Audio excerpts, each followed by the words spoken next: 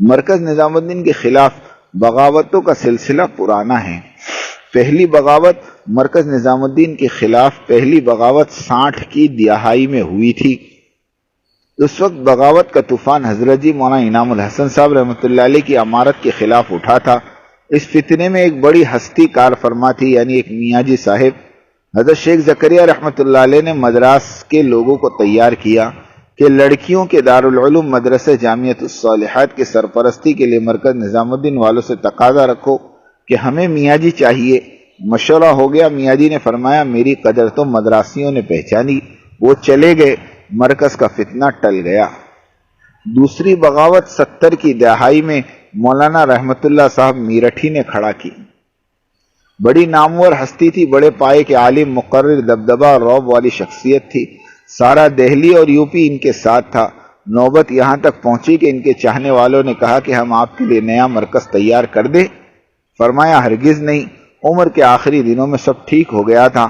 حق پر ڈٹ جانا سنت حسین ہے اور اپنے پر دوسروں کو ترجیح دینا یہ سنت حسن ہے۔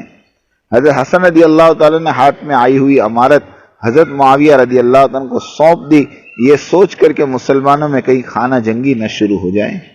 تیسری بغاوت 70 کی دہائی میں زامبیا اور دیگر افریقی ممالک میں بھی بغاوت چل پڑی۔ آواز لگائی گئی نظام الدین مرکز سے جڑے رہنے کی کیا ضرورت ہے، دعوت کا کام کسی کے باپ کی جاگیر تھوڑی ہے، یہ تو سب کا کام ہے، ہم افریقہ میں دعوتی کام اپنی ترتیب سے کریں گے۔ اس بغاوت کا محرک بہت قد آور آدمی تھے، ان کا مقام افریقہ والوں میں ایسا تھا جیسے یورپ میں حافظ پٹیل کا مقام تھا۔ زامبیا باغیوں کا مرکز بنا۔ حضرت جی انعام الحسن صاحب رحمۃ اللہ نے بڑی کوشش فرمائی لیکن کچھ فائدہ نہیں ہوا۔ اس محرک کا نام ابوبکر درویش تھا۔ ان کے پیچھے بھی وہی مالداروں کا گروپ تھا جو آج کے باغیوں کے پیچھے ہے۔ درویش صاحب کی خانقاہ بنائی گئی، نذرانے اور ہدایے شروع ہو گئے، لوگ بیعت کرنے لگ گئے۔ پورے افریقہ میں درویش صاحب کی قربانی بھی بہت تھی، لوگ ان کی شخصیت سے متاثر تھے۔ مرکز نظام الدین کے بزرگوں کی نیند حرام کر دی تھی اس فتنے نے۔ بزرگوں کی آہوں نے درویشی فتنے کو ختم کر دیا اور درویش صاحب کی دماغی حالت بگڑی اور دیکھتے ہی دیکھتے درویش صاحب سے لوگ متنفر ہونے لگے اور ایک ایک کر کے سب بھاگ کھڑے ہوئے۔